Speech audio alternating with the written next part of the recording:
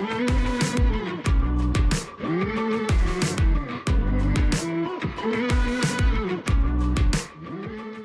listening to the Decidedly podcast with Sanger Smith and Sean Smith. Our mission is to help business owners like you defeat bad decision-making so you can improve your health, wealth, and relationships.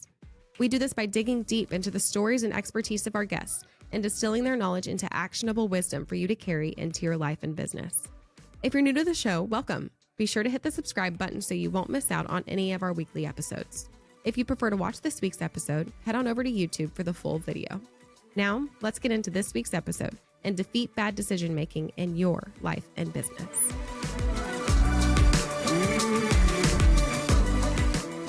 I am newly married. I have a 1-month-old son. I've talked about it on the podcast before, right? So I'm at this big transition period of my life. Lots of new things, new commitments, new relationships. And I've become very aware as I talk to people who also have new parents or also newly married. Most people are really, really confident that they're going to handle this transition smoothly. They're also confident, not just in their ability to do marriage well or do parenting well, but they're very confident that the mindset and the approach and the principles by which they will parent or be married are the right principles to have. So they'll say, oh my gosh, these people, they're doing it this way. This is what I'm going to do. And the people who are like most confident are like 9-month pregnant couples. Both the babies like not even born. And they're like, this is what we're doing. Let me tell you, we're never going to let our baby cry it out or whatever. And I have tried to be very mindful of that. I'm sure I've still done it, but I've tried to be very mindful because throughout doing this podcast, I've learned so much about decision making.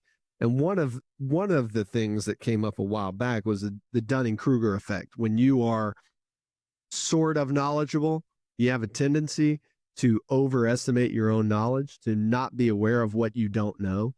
And I've tried to approach that as a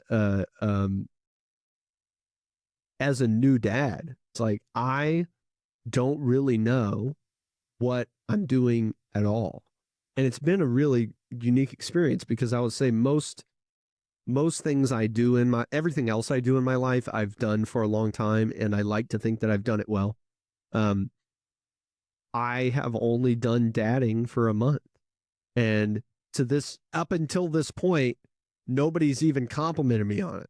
Like, no, I don't have the results to say I'm doing it pretty good, you know? Like, I don't even have someone to say you're doing good. Of course, my wife's super encouraging and all of that, but like, I don't know. I'm trying. I don't have the results that show that I'm good at it. I don't have a kid that even can talk yet. So how good am I really doing? I don't know. But it strikes me when I see people who are so confident in their ability and confident in their mindset. And I am trying to be more aware of my abilities and lack thereof, but also question my mindsets. You know, is this mindset even the right approach? Like, is this principle even the right approach to do the cry it out method or not, or to, breastfeed or not, or to, do cloth diapers or not? Like, is that even, how confident can I be that that's really the right approach? And if it is, that's good. But if it's not, I want to keep a low attachment to that decision. So there's new evidence or new experiences happen, I can move off of it quicker. And I'm excited to talk today with a repeat guest who knows a little bit about overconfidence. That's Don Moore. He spends his academic life studying overconfidence. He is a professor at UC Berkeley School of Business, and he's studied decision-making science for many, many years. You'll remember him from episode 52, I believe. Don's one of my favorite repeat guests. We talk a lot about overconfidence. We talk a lot about other decision-making practices. And, what I've learned throughout this experience hosting this podcast for 3.5 years or so.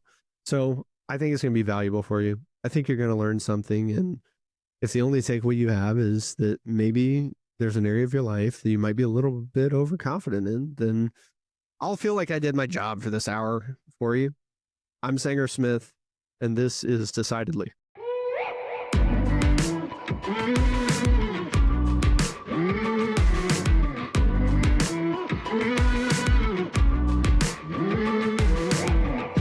Man, thanks for being in the exclusive club of repeat guests on I'm show. Honored. We covered a lot. I went back and listened to the prior episode. We covered a lot of ground. I hope we still have things to talk about. What you do lines up just so well with what we aimed to do on the show. Years ago, when my dad and I were like, we should do a podcast, because we just talk about this type of stuff all the time. And it's just us, talking about it. And there's a few problems with that. One is like that nobody else is really being improved by this conversation we're having in private. But then two, like, we don't really know what we're talking about because we're just talking about it by ourselves. We're not professors. We only have our own experience. We don't study decision making. And so we're like, well, let's start a podcast on decision making. And I didn't know that there were professional people who studied decision making. I thought it was just, the lens that we were viewing the world at that time. So it was super cool back then to meet you. Super cool to talk to you now. And occasionally I go back and I'll read your papers from time to time. Really? Oh yeah. You're a glutton for punishment. Yeah. Well, it's fun to, think of, to improve my own understanding of decision making, even though I'm not like spending a ton of time in the academic, viewing it through an academic lens. I'm viewing it through a professional lens, and anything I can do to understand decision making better, it might help one family, where I'm talking with them and I can go, okay, listen, like, this isn't just my opinion. This advice that I'm going to give you, this is from the collection of many, many families I've observed, but also something that, Don or somebody else has researched and they agree with me. Guidance from this nerdy little academic backwater. It's super helpful. Like I liked your paper on over precision. Remember, that stood out to me because I was like, what is over precision and why is it different than overconfidence? Yeah. Should I talk about that? Yeah, like if you could refresh my memory on it, because it's been a while since I parsed through that one. Yeah. So I think you're right to highlight over precision. It is the form of overconfidence that is most persistent, that most of us are vulnerable to, that shows up most robustly in psychological studies. And over precision is the excessive certainty that we're right. Yeah. When investors make this mistake, they'll be too sure they know what an asset or a security is worth, and will be too willing to trade on their imperfect information, even with better informed counterparties. Yeah. So it's a confidence, but what is over precision? Is it like, I know not only that the market's going to go down, but it's going to go down by 20%? Yes, exactly. Okay. And that example highlights a useful distinction between different forms of overconfidence. There are some perennial bulls who are over-optimistic, but there are some perennial bears who are perennially underconfident. They underestimate what the market's going to do. They think it's going in the toilet. They're sure the market's going to tank any day, but they're too sure about that. Yeah, right? okay. So students in my class, some of them overestimate their performance on the exam. Some of them underestimate, but you can underestimate your performance and be too sure of that underestimate, and thereby be underconfident in your estimate of exam performance, but still be over precise. Yeah. In that belief. So I see that a lot when I talk with folks who might be negative about the market or something. Oh my gosh, this is happening in the world, and so therefore the market's going to go down. I'm like, well, you'd be pretty savvy if you were able to predict it. And a lot of times I'll try to get them to give me a number, right? Because if you knew, that's great.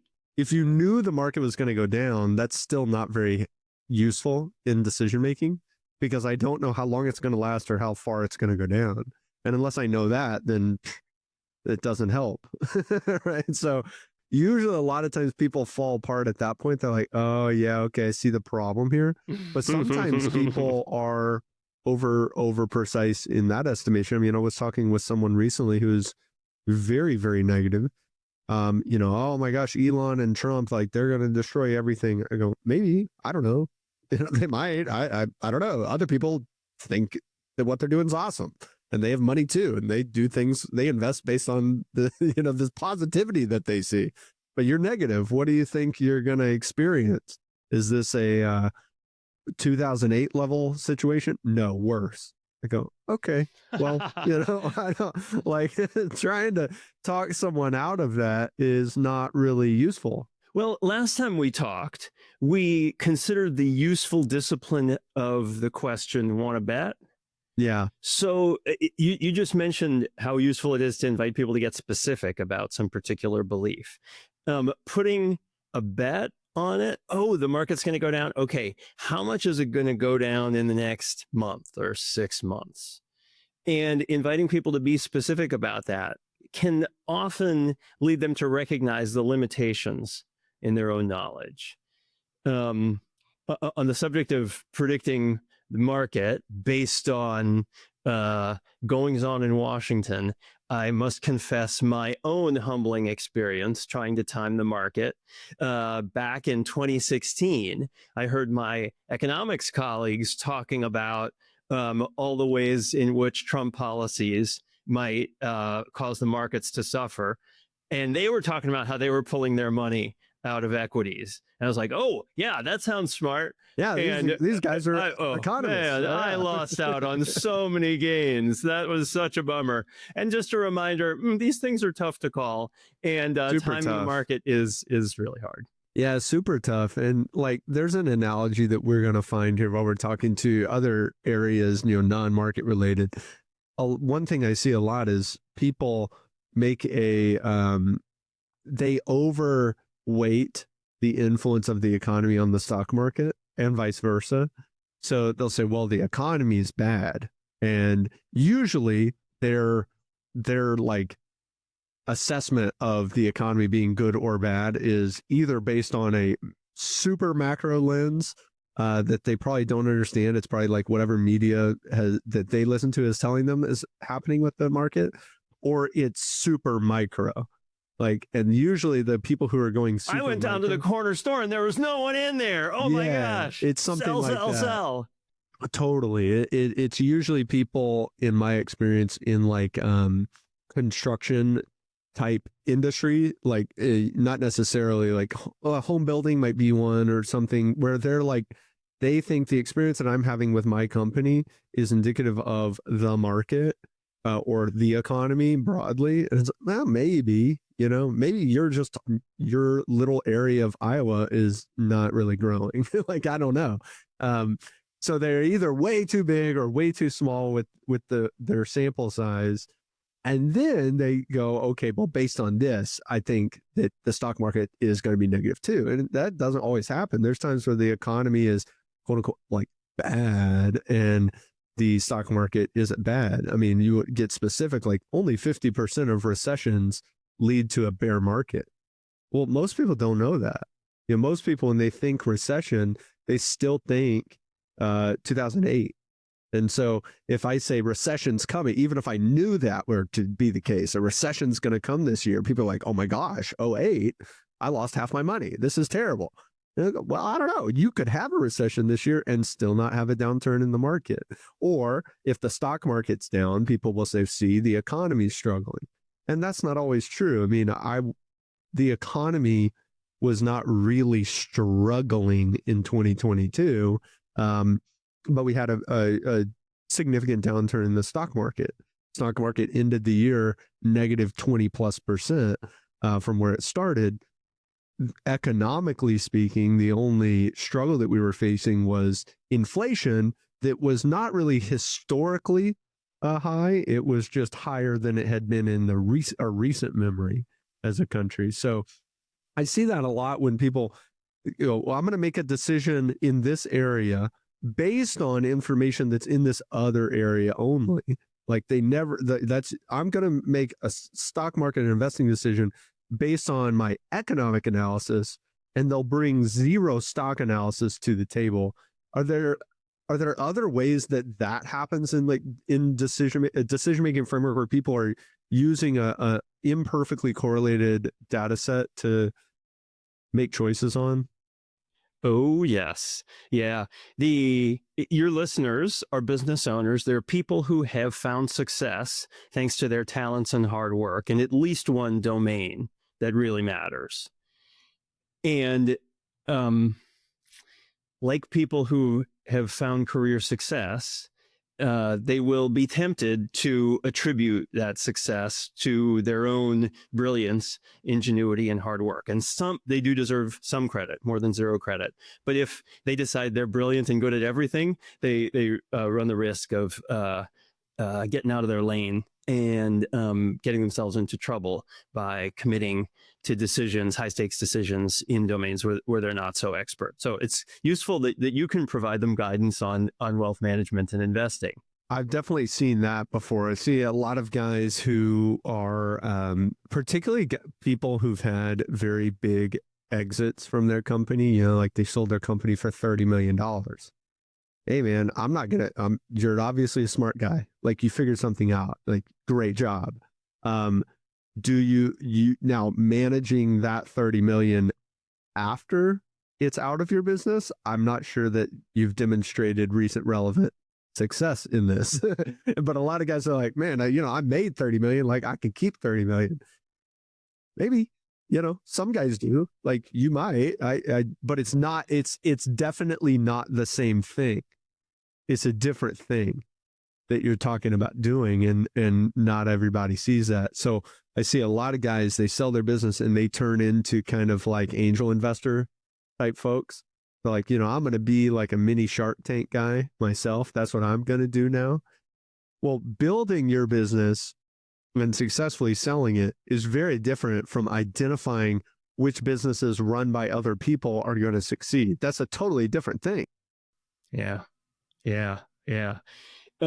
As we advance in our careers, we accumulate influence and acolytes who may be motivated to flatter us. And if we let that go to our heads, we can get ourselves into trouble. Some of the people who want to curry favor with us might be trying to attract investments, right? So if you find yourself in the role of an angel who has resources that can make or break a new startup, well, they have every incentive to impress you and tell you how amazing their idea is going to be. You should bring an extra dose of caution and skepticism to those conversations. Interpreting others' confidence and overconfidence is a real challenge that we face when encountering those situations. One of the reasons I like reading your stuff is because it gives me the language or concepts that I might sometimes I recognize it, but I didn't have a word for it.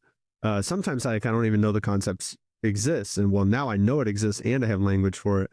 And a lot of times, just having the language or the concept is a major improvement because I can at least identify it. Like I can now talk about it, and sometimes I talk about that with people. I try to educate a client, maybe, hey, I just want you to know what this is called, what you're doing. I'm not even trying to get you to do anything.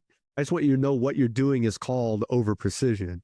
And so they can at least recognize it, because if we don't have language, you can't recognize it. That's why it's so difficult talking to a child about how they're feeling, is because they've got 3 feelings that they even know, and they're not quite sure which one's which, how are you feeling, buddy? Why are you crying to your 4-year-old? And they're just no words. They don't know. Just more crying. Yeah. And then so it makes it difficult to address. Well, as adults, we still experience emotions. We might not have temper tantrums, but a big reason why we don't have temper tantrums is because I can go, oh, well, I'm sad, not mad, versus when you're a little kid, you just know I feel bad, bad feelings. That's about as much as you can even identify. So the more emotions I can identify, oh, I'm not just sad, I am depressed, or I'm not depressed, I'm dejected. Well, that's very different than depressed. And how I'm going to handle that needs to be different. So having language around these concepts is so helpful because I can see it.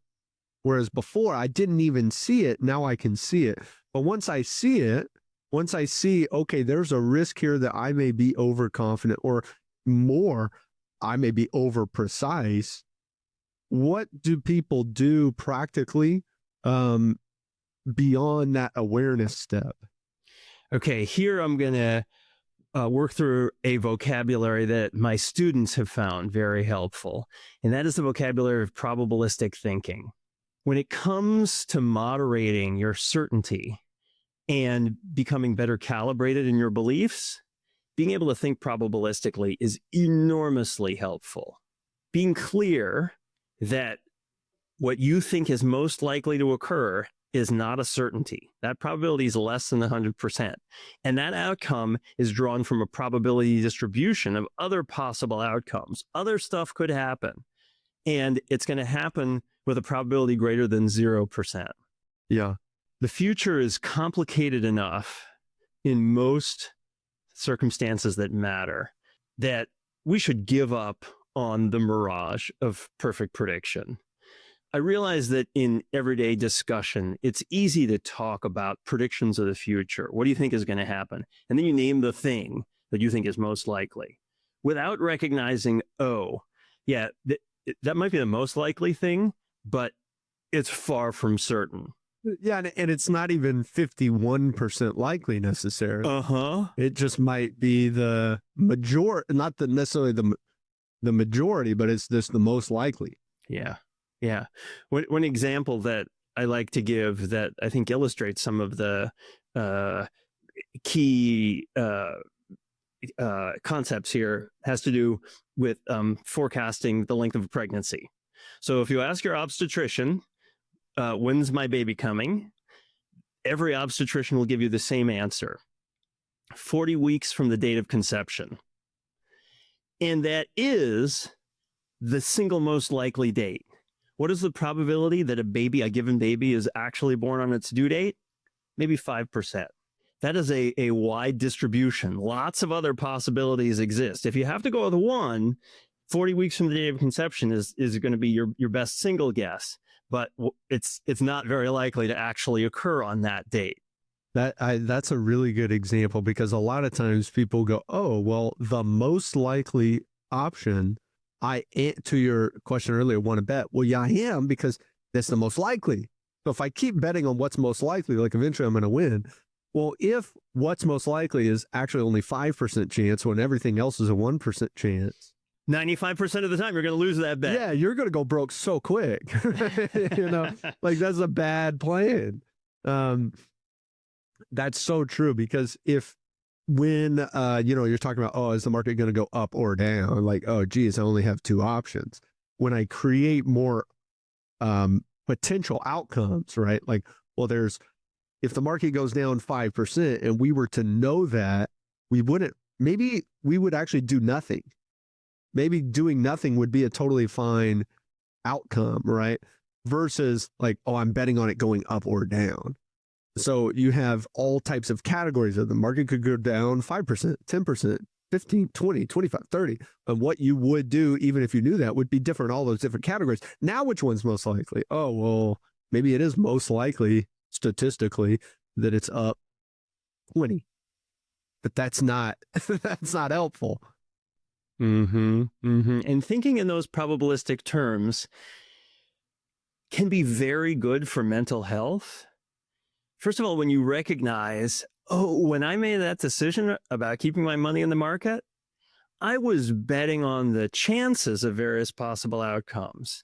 And I recognized there was some possibility the market would go down.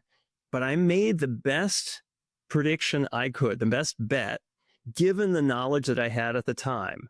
I made a smart bet with positive expected values. I got unlucky.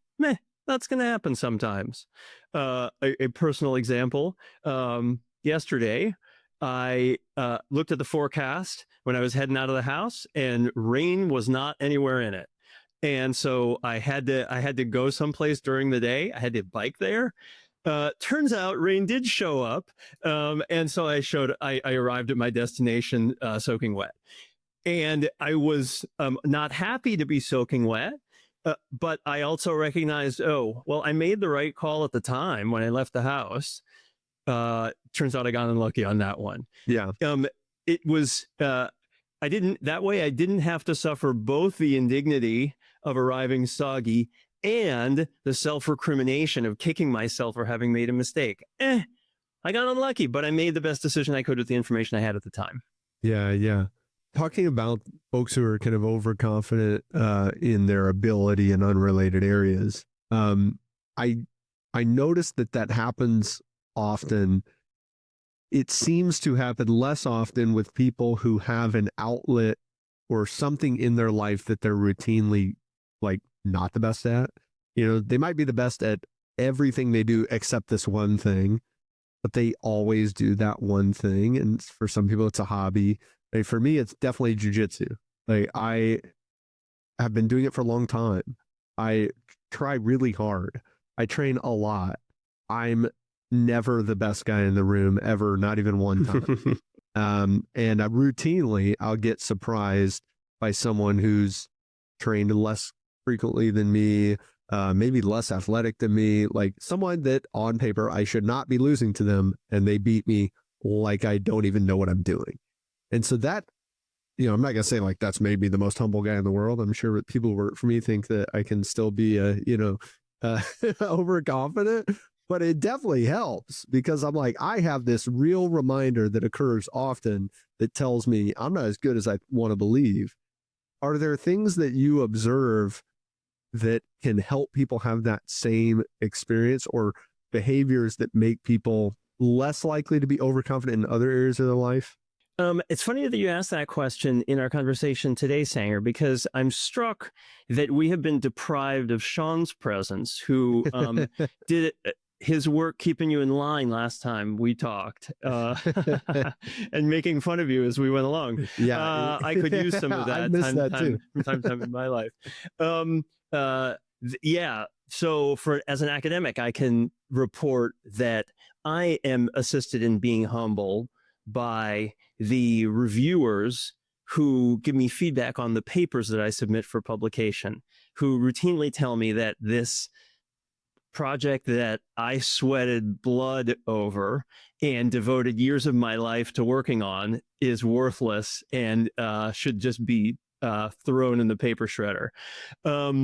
There are certainly useful disciplinary lessons from engaging in activity outside your area of specialization, though, and playing games with others who are more expert than you are. If you enjoy playing poker, it's worth being humbled from time to time in your ability to anticipate how a hand is going to play out, and drawing the analogy to the other domains in which you're operating, investing, where you're facing smart money and sophisticated counterparties who know things that you don't.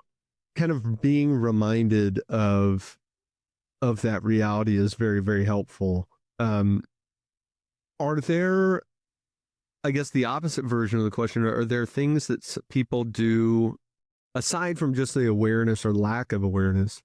Are there behaviors, hobbies, patterns, or whatever that people do that kind of make them more likely to be overconfident?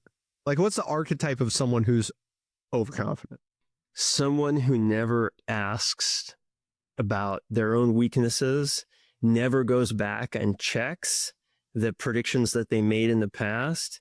People who ignore, or worse yet, denigrate and insult their critics and opponents. Those are people who are insulating themselves from the possible information that could help them correct misperceptions and become less biased. So as much as it hurts our egos to listen to our critics, man, those people are offering a gift of tremendous value. What is it that they see that I'm missing? How might I have changed my behavior had I known that I would be perceived that way, or that others might criticize me this way? If I were to characterize the best and most charitable version of their criticism of me, what is that? And should I be paying attention to it? It's possible I shouldn't. It's possible that they're just haters and they're just Haters and complaining losers. Haters and losers. They never built anything in their lives. Yeah. They're just a bunch of whiners. But it's also possible that they have noted something, a hypocrisy in which I am being inconsistent with myself, or I am at risk of making a mistake. And I could come closer to realizing my own values if I took into account the concerns that they're expressing. And almost no one is popular or influential or important enough to really have haters, or to have a meaningful number of haters. Like maybe you got one hater in your life, but you probably know who that is. You're not asking their opinion anyway.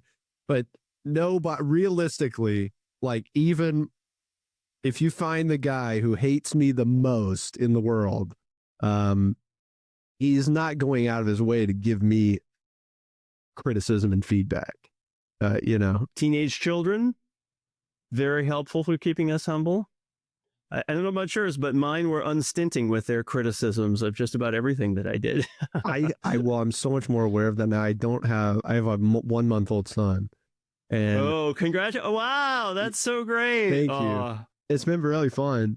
And I have one thing I noticed is like my wife, I don't know if this is just me and my wife, or if it's like a natural tendency for men and women to look at the child differently.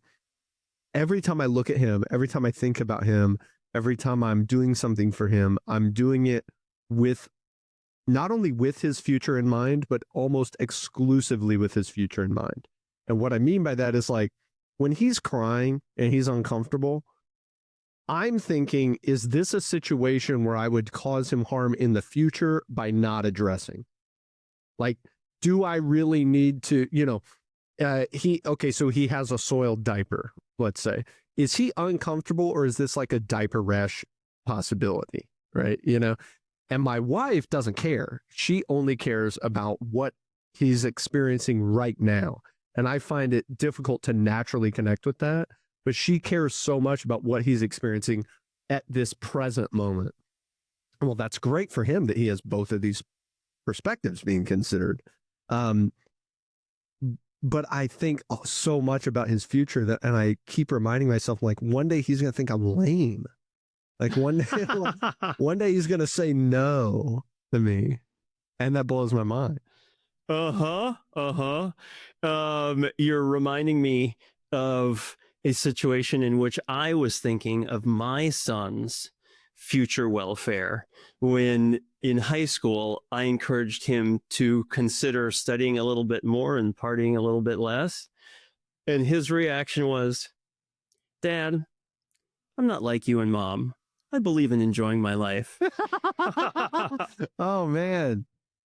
Oh, that one hits. It's so funny how that goes. Like when the things that I thought were lamest about my dad when I was 14 are like that's what I think is the coolest now. I used to think his job was so stupid. I was like, this is so lame. And that joke's on me, right? That's what I'm doing. But there was nothing he could have done. And if he was an astronaut, I'm sure when I was 14, I would be like, it's stupid. It's lame. Why would you want to leave the earth? That's dumb. It doesn't matter. That's just how you think as a teenager. And so all these things that I do, I'm like, I'm working on this so I could be a better dad. Like I'm going to stay in really good shape. My son's he's not going to be impressed. But oh well. At one point, I told my family I was getting ready to head out of town to go give a talk at another university, and my older son goes, "Yeah, that's why we have Dad around, to go away and give talks. Hope you're a good talker, Dad." Oh man, why is that every teenager almost universally like has this angst and disdain for their parents, even good parents, even great parents, even cool parents? I don't know. That's psychology that I did not study. I was too busy studying overconfidence and probabilistic thinking. Well, are there here's one that is super relevant to my life, is like people are so confident in the parenting decisions that they make. And I'm learning that very quickly. Everybody has an opinion, and their opinion is like everybody's so, it seems to me, like they've just been religiously convicted about whether you're supposed to swaddle the baby or not, whether you're supposed to, breastfeed or bottle feed, whatever, like all these little things that you can do. And everybody's got an opinion. And I hardly ever hear someone go, you know what, this is what I'm doing, and I have no idea. Like, I'm trying my best, and I might be developing like a bad attachment style for my child, but it seems to work for me, and I'm trying. And I hope it works. I don't know. Nobody says that. They're like, you should never do that.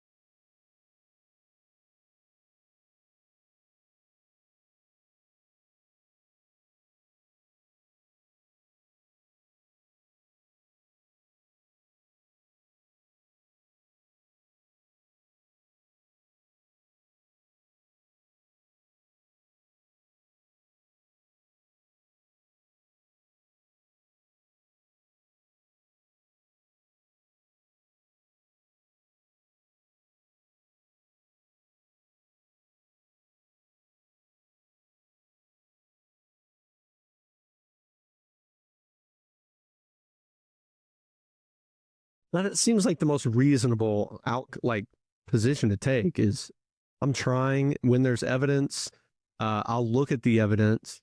But I don't know. Like, and even if you're following the evidence and you're doing this method that everybody is, committed to, there's no guarantee like that's going to provide the result that you want. Just like in any other area of life, there's no guarantee. One of the things my dad is really good at that I admire, I'm going to try to continue as a father myself, is he seemed to not have any guilt or second guessing of the decisions that he made as a parent after he'd already made them. Now, maybe at the time he was like, shoot, I don't know, I'm going to try. But he also was not so convicted, oh, this is the right way. He was like, it would tell me, especially as I got older, out of the house, he was like, look, dude, I tried my best. I maybe there's some things I could have done better. I don't know. I certainly tried my best though. And I don't know if that worked or it didn't. I tried. And that's, to me, that seems like such a healthier way to look at it versus, oh my gosh, when he was 4, we started the try it out method, and now that's why he's lonely all the time. No idea. Consistent with what we were talking about earlier in probabilistic thinking, regret is mostly a dysfunctional emotion that takes a misfortune and adds to it the pain of self-recrimination. That my guess is your dad was doing the best with the knowledge he had at the time. And then not all of those decisions turn out perfectly. That's okay. It would be unrealistic to expect that they would in life and in parenting. Now, to say that we should relinquish the feeling of regret is not to say that we don't have things to learn. I strongly advise people to better calibrate their probabilistic thinking by keeping track and keeping score. So when you make some prediction, I think, based on what I know now, I think that there's a 60% chance the market's going to decline in the next 6 months. Okay, write that down. And make sure you mark it on your calendar to go back and check in 6 months. Did it? Keeping track and keeping score is really helpful for training your intuition to get better. Paying attention to the evidence of your own performance. Yeah, people are very, very bad at keeping score. I mean, most people don't keep score except in their head. And so they only remember the significant examples, you know. Yeah, sometimes you'll be inclined to just remember your winners. Yeah. And that you can brag to others about the great investments that you made. What I've noticed a lot is people, even who remember their winners, actually don't interpret the degree of the win accurately. So, for example, people do this with houses a lot, and I talk to my clients all the time. They're like, I bought this house for $100,000 in the year 2000, and I sold it last month for $400,000. What a great deal. I'm a genius. I'm so smart. I'm so glad I did that. And in my head, pretty quickly, I can go, yeah, I'm not even sure you made money on that, right? If we calculate all the interest, we calculate all the years of property taxes, we got to throw some maintenance in there somewhere. You've paid 6% to a real estate agent to sell it. I think you're actually down on that deal, which is fine. It's your house. You weren't trying to make money. But don't brag about your investment. That you would have made more money on that money had you stuck it in an index fund and let it ride. And it's not like necessarily that's what they should have done. You should have not bought a house and you should have invested in the, S&P 500.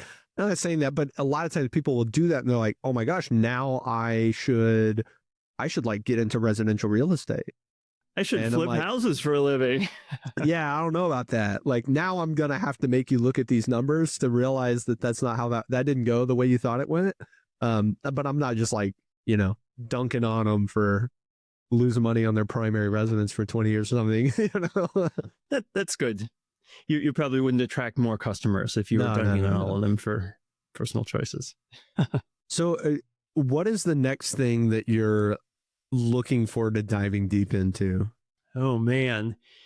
So I'm fascinated by the phenomenon of overprecision, why it is that so many of us are too certain of most of our beliefs.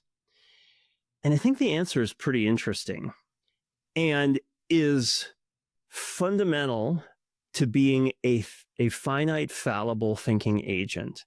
That is, sometimes we'll be wrong for reasons that we fail to anticipate. That when you're wrong about something, how can you be anything other than too sure of yourself? If you knew you were wrong, you wouldn't believe that anymore. And it is a fundamental epistemological challenge to recognize where we're wrong and to correct our beliefs, or to correct all our beliefs for the risk that any one of them could be wrong. Okay, so as described, the way that I just described it, that's a problem not just for humans, but for every fallible thinking agent, including the artificially intelligent agents that we build. So I've become fascinated by examining whether large language models and other AI systems tend to be overconfident in their beliefs. And the data that I have so far strongly suggests yes. Maybe you've played around with ChatGPT enough to see it hallucinate.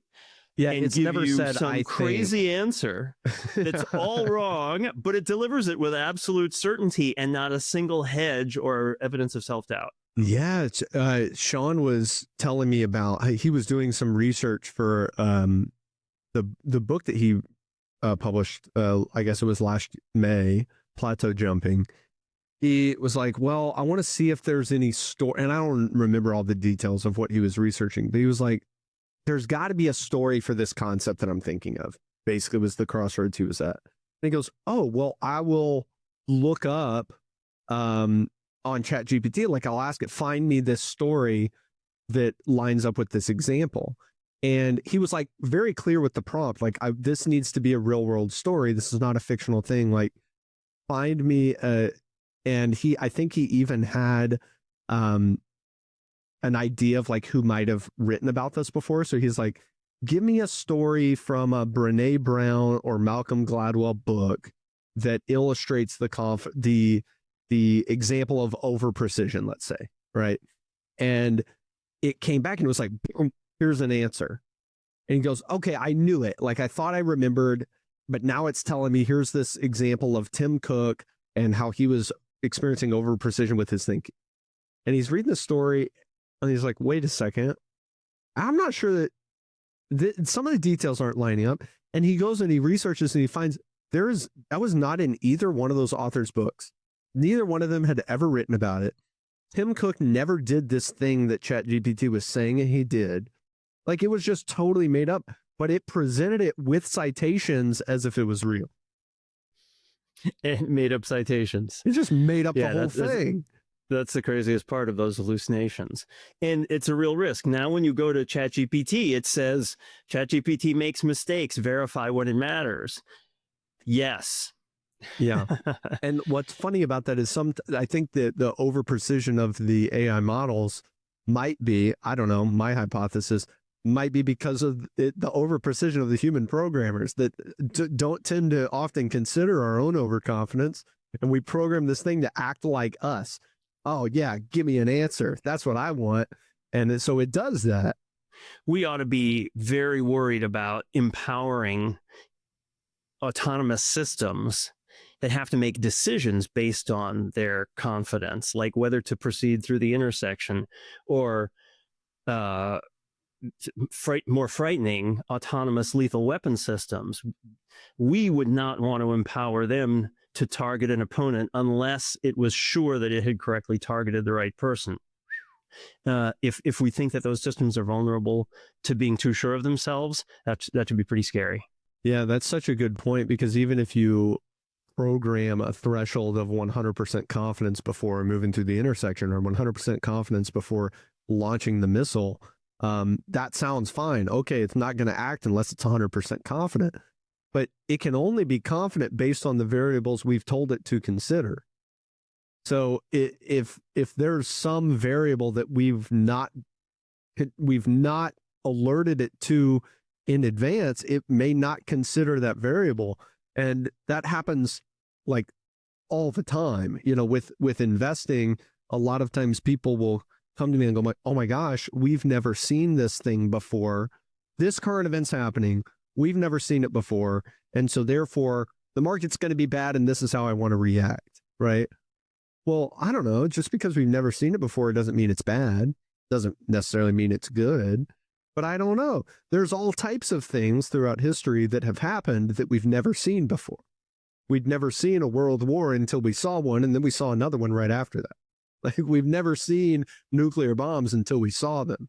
We've never seen a global credit crisis until we saw it. We've never seen a 30% drop in the stock market in one day until we saw it in the 80s. There's all these things we've never seen before. Okay, so now Trump's doing some things that we've never seen before. How do you deal with it? I don't know. But if I try to create a model, and this is me, don't know anything about computer programming, not a computer scientist thinking, I'm trying to get it to take action based on the variables, it can't always interpret them correctly. Not to say the human can. The scary reality there is that with the systems that we're empowering to help us make decisions, for example, autonomous vehicles, there is always some level of uncertainty. And it's never going to be sure that it can proceed safely through the intersection and not strike a pedestrian.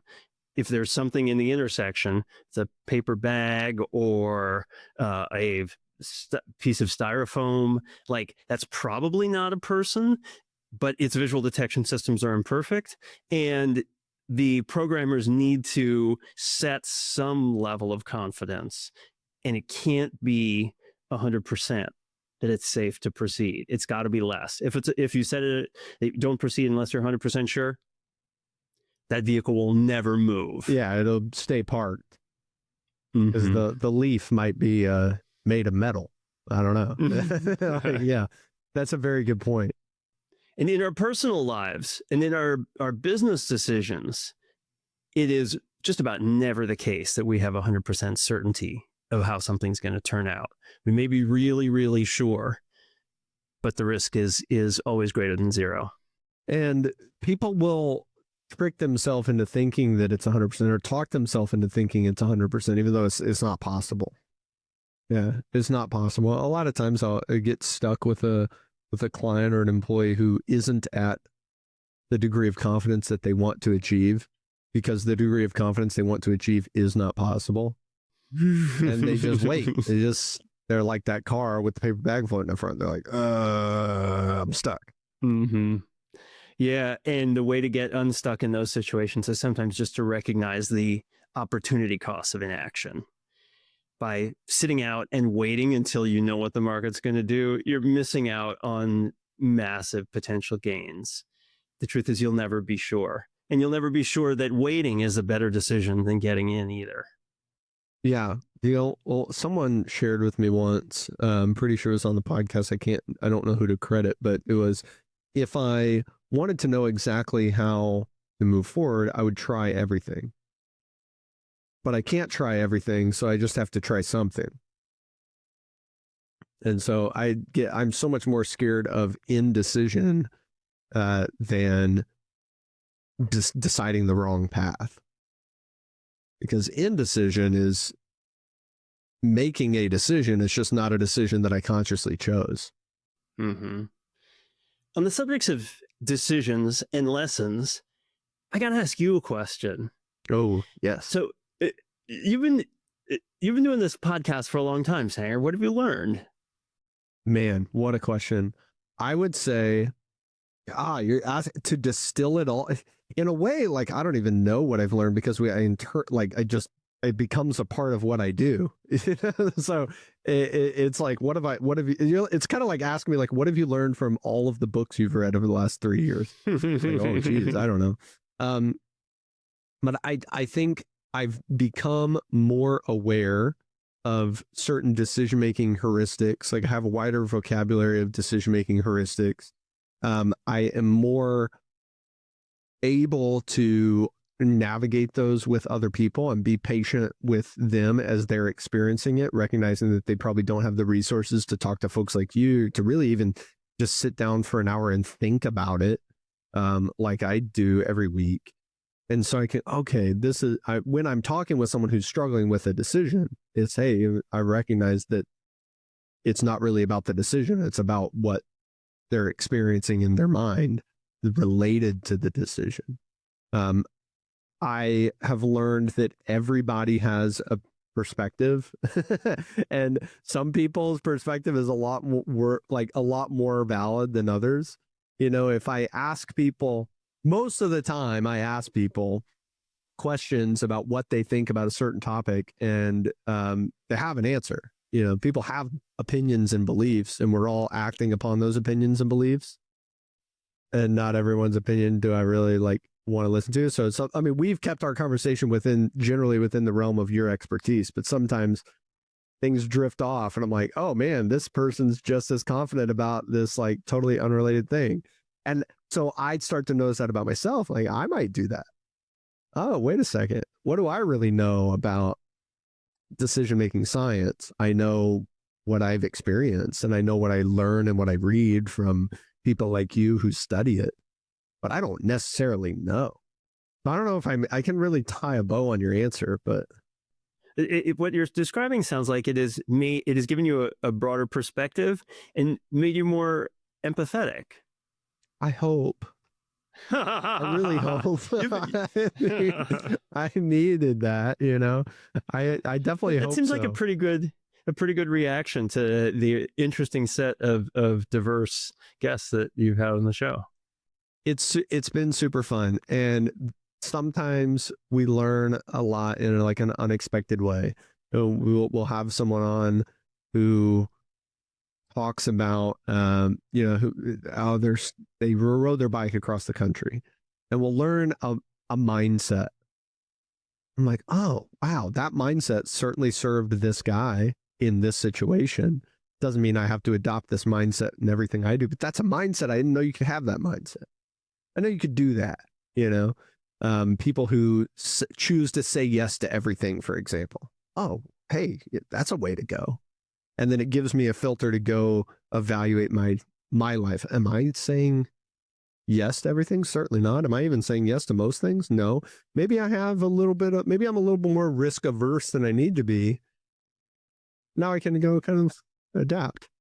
I just listened to your episode with the guy who walked around the world, and I love the bit where you talked about proceeding into the unknown and accepting that you're not going to know exactly where you're going to sleep that night if you're walking around the world. And that's okay. It's going to be okay. Yeah. And that's, I don't know that I really want to do that, but like there's an element of that that's definitely true in life and in business is if I know I can't know exactly how every single step is going to proceed. I mean, today I was actually going through and I wanted to get, it's been 3 years since I started this company, and I wanted to get data on what our like trailing revenue was, because I have like each year, but I don't know on March 17th, 2024, what was our 1 year trailing numbers at that point. So we went and get, and not revenue, actually it was profit. And it was like amazing to see how we were super negative. It just kind of stepped our way up into being profitable. And that was what I expected. I expected, hey, I'm going to start this company. I'm going to lose money. But I didn't know at the time, how much money am I going to lose? How long is it going to take me to start making money? And how much money am I going to make when I am making money? I had no idea. And there was no way to know. And I had to go, okay, we're just going to go and we're going to move forward. And instead of focusing on how much money am I losing or making and when is it going to happen, this and that, all I could do was focus on the things I could control. And so like to use your example of, hey, I don't know where I'm going to sleep tonight. Well, what can I control? I can prepare my tent. I can pack my bags. I can walk. I can have a good attitude. I can make sure I'm well fed. Like I can stay hydrated. And all these other things I don't necessarily know, and I have to embrace that I'm not going to know them, because the only alternative is to just not go on the journey. Yep. And if you demand that certainty at the outset, as we were saying, you may never leave. If you're demanding that certainty as an investor, you may never get in. And if as a vehicle you're demanding that uncertainty, you may never leave the parking space. That's a great way to tie it all in. Don, last question. What's your top decision-making tip for business owners? Wow. Well, we've talked a lot about probabilistic thinking. I will tie it to the even bigger lesson from my book, Perfectly Confident. And that is an encouragement to believe the truth, as glorious and as humbling and as imperfect as it is. Believing the truth about ourselves, about the opportunities that exist, about our potential and our limitations is enormously freeing and enormously helpful for making wiser decisions. Thanks for being here. I love talking with you. I learn a lot. Where can people connect with you and the work that you're doing? I would recommend the books that I've written. That's where I've tried to share the lessons that emerge from my work in the most useful and accessible way. Perfectly Confident back in 2020, and Decision Leadership with Max Bazerman in 2022. My lab's website, if you want to get down into the nerdy weeds on the research, is learnmore.org. Sweet. Thanks, Don. Thank you.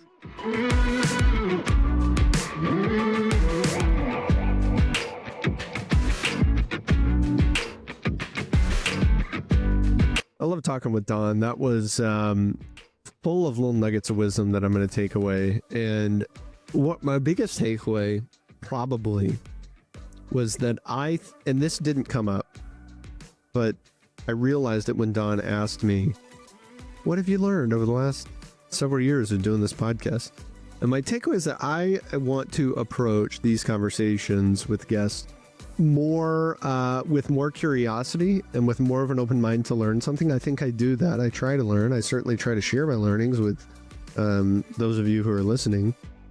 But I want to do even better job of that and make sure that I'm not only discussing my preconceived notion of what I think is correct, or only interpreting the expertise that the guest shares through the lens that I already brought to the table before we turned on the camera. But I want to make sure that I'm really taking the opportunity to ask them if I'm thinking about things correctly. You just made a great decision to listen to this episode of Decidedly. Make another great decision by subscribing to the show and leaving us a review wherever you're listening. We appreciate the support. It helps business owners like you find our community and defeat bad decision-making in their own lives. For more decision-making insights, check us out at decidedlypodcast.com, on Instagram at decidedlypodcast, or grab a copy of Sanger and Sean's books from the links in the show notes. Finally, we'd like to thank Shelby Peterson of Transcend Media for editing and post-production of the show. Thanks for listening. I'm Morgan, your producer, and this is Decidedly.